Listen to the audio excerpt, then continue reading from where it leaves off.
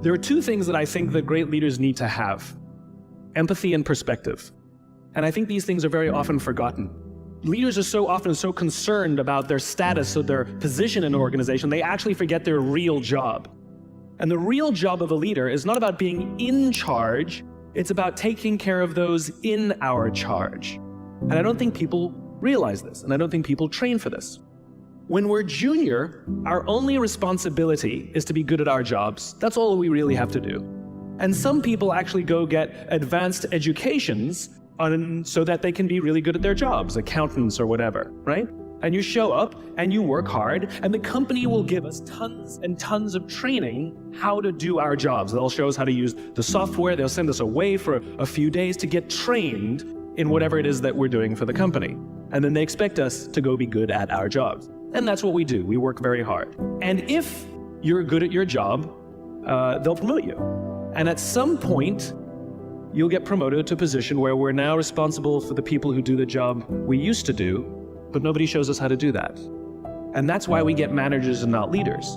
Because the reason our managers are micromanaging us is because they actually do know how to do the job better than us. That's what got them promoted. Really what we have to do is go through a transition. Some people make it quickly, some people make it slowly, and unfortunately some people will never make that transition at all.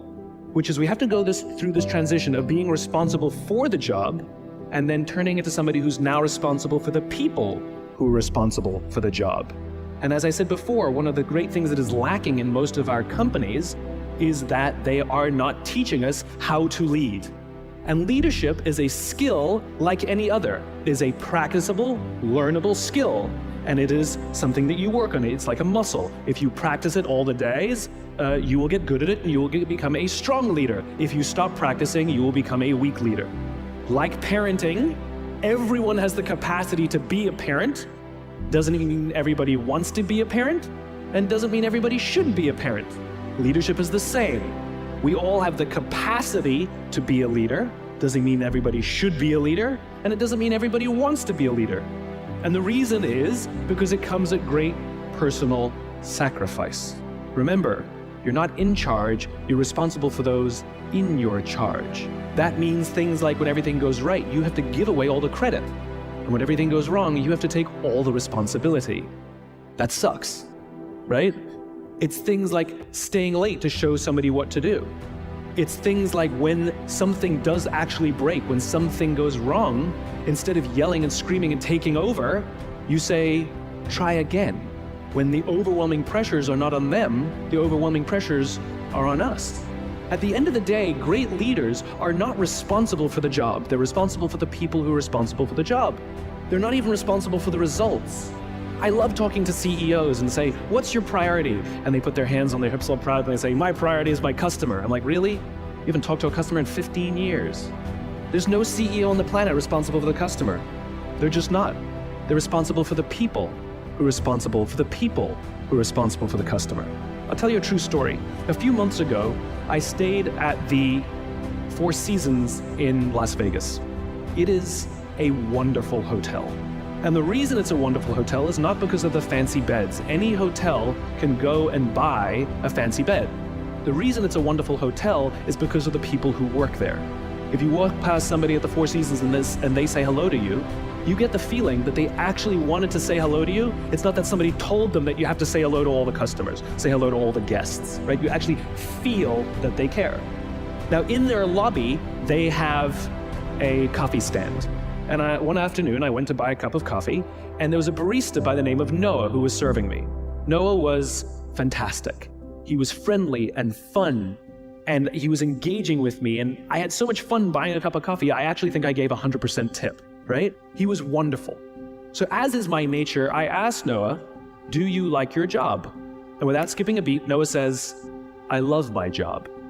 And so I followed up. I said, what is it that the Four Seasons is doing that would make you say to me, I love my job? And without skipping a beat, Noah said, throughout the day, managers will walk past me and ask me how I'm doing, if there's anything that I need to do my job better. He said, not just my manager, any manager. And then he said something magical. He says, I also work at Caesar's Palace. And at Caesar's Palace, the managers are trying to make sure we're doing everything right. They catch us when we do things wrong. He says, when I go to work there, I like to keep my head under the radar and just get through the day so I can get my paycheck. He says, here at the Four Seasons, I feel I can be myself. Same person, entirely different experience from the customer who will engage with Noah. So we in leadership are always criticizing the people. We're always saying, we gotta get the right people on the bus. I've gotta fill my team. I gotta get the right people. But the reality is, it's not the people, it's the leadership. If we create the right environment, we will get people like Noah at the Four Seasons. If we create the wrong environment, we will get people like Noah at Caesar's palace. It's not the people. And yet we're so quick to hire and fire. You can't hire and fire your children. If your kids are struggling, we don't say, you gotta see at school, you're up for adoption. So why is it that when somebody has performance problems at work, why is it that our instinct is to say, you're out? We do not practice empathy. What does empathy look like? Here's the lack of empathy. This is normal in our business world. You walk into someone's office, someone walks into our office and says, your numbers have been down for the third quarter in a row. You have to pick up your numbers, otherwise I can't guarantee what the future will look like. How inspired do you think that person is to come to work the next day? Here's what empathy looks like.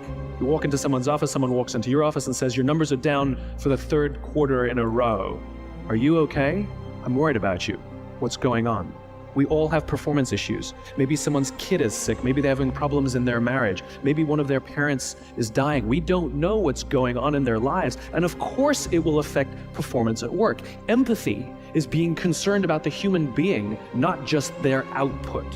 We have, for some reason, our work world has changed over the past 20 and 30 years. We are suffering the side effects of business theories left over from the 80s and 90s. And they are bad for people, and they are bad for business. Let me give you an example. The concept of shareholder supremacy was a theory proposed in the late 1970s. It was popularized in the 80s and 90s. It is now standard form today. You talk to any public company and you ask them their priority and they say maximize shareholder value. Really? That's like a coach prioritizing the needs of the fans over the needs of the players. How are you going to build a winning team with that model?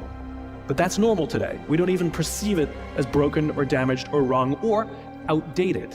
Remember, the 80s and 90s were boom years with relative peace and a kinder, gentler Cold War. Nobody was practicing hiding under their desks in school anymore. We are no longer in those times. These are no longer boom years. These are no longer peaceful times, and those models cannot work today. Here's another one. Mass layoffs. Using someone's livelihood to balance the books, right?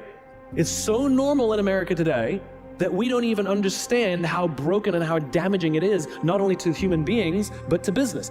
You know, companies talk about how they want to build trust and cooperation and they announce a round of layoffs. Do you know the quickest way to destroy trust and destroy cooperation in a business, literally in one day? Lay people off. And everyone gets scared.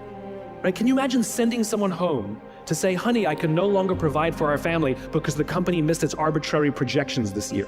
And forget about the people who lost their job. Think about the people who kept their jobs. Because every single decision a company makes is a piece of communication. And the company has just communicated to everybody else, this is not a meritocracy. We don't care how hard you work or how long you've worked here. If we miss our numbers and you happen to fall on the wrong side of the spreadsheet, I'm sorry, we cannot guarantee employment. In other words, we come to work every day afraid. And we're asking our youngest generation to work in environments where how would any of us ever stand up and admit, I made a mistake?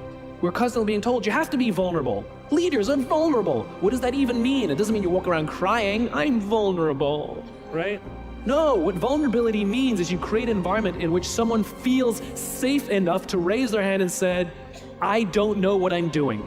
You've given me a job and I haven't been trained to do it. I need help. I made a mistake. I screwed something up. I'm scared. I'm worried. All of these things no one would ever admit inside a company because it puts a target on your head in case there's another round. And so we keep it to ourselves. And how can a company ever do well if nobody's ever willing to admit they made a mistake, that's scared, or they don't know what they're doing? And so we've literally created cultures in which every single day, everybody comes to work and lies, hides, and fakes. And we're asking our youngest generation to work and succeed and find themselves and build their confidence and overcome their addiction to technology and build strong relationships at work. We're asking them to do this, and these are the environments we've created.